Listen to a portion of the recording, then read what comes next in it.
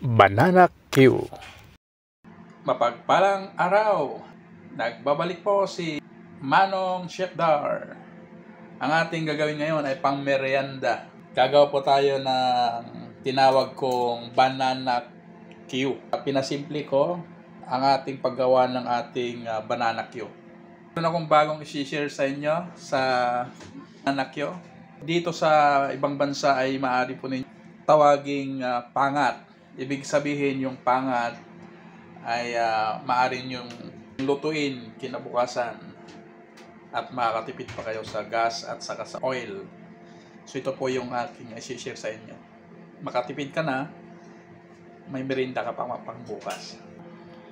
Ang ating kakailanganin lang ay bamboo stick, sugar, and oil. Ang aking saging ay babalatan ko, then ilalaga ko po. I-explain ko mamaya bakit ko po ilalaga bago ko po gawing banana Q. Ito na po. Ito yung kaibahan sa i-direct mo sa oil. At ang maganda rito, pag binalatan na po natin ang ating saging na saba. Then ilalaga po natin around 10 to 15 minutes. Okay, double check po natin.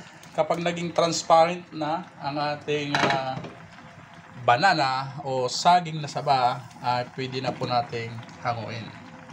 So ganito po ang kanyang kulay, ang ating saging na saba kapag nilaga po natin. Ang advantage nito ay hindi siya makaka-absorb ng oil kapag i-deep fry po natin sa oil. So ito po yung ating kaibahan. Lagay na po natin yung ating pan.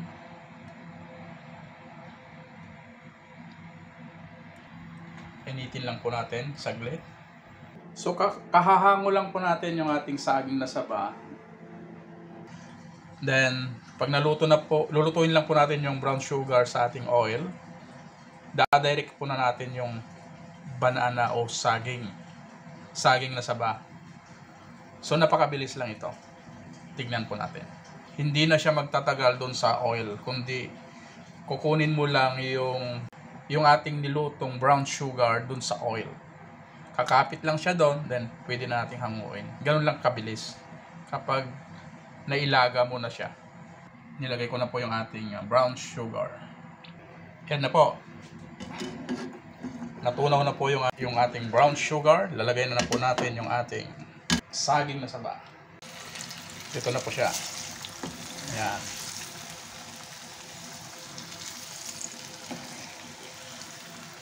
Papakapitan lang po natin ng ating nilutong brown sugar. Banana Q na po siya.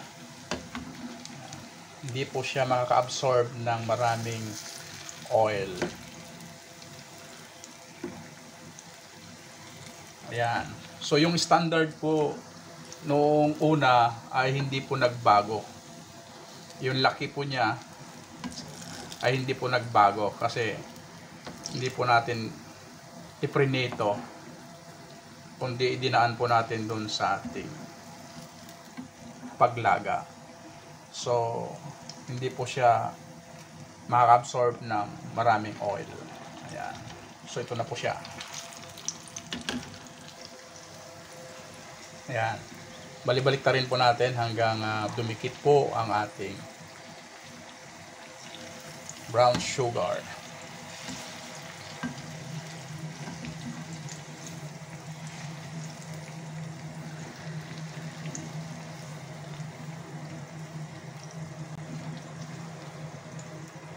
Ito po yung banana Q. Ito na po yung ating banana Q. Pang merienda.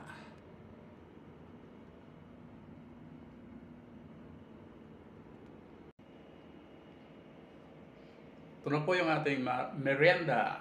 Ito na po yung ating banana Q.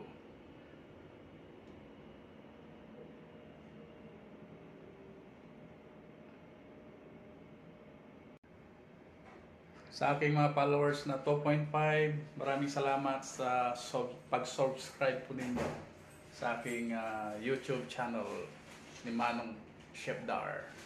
mga ka-OFW at sa mga kapamilya at kapuso. Please subscribe sa YouTube channel po natin. Nakalimutan nyo yata.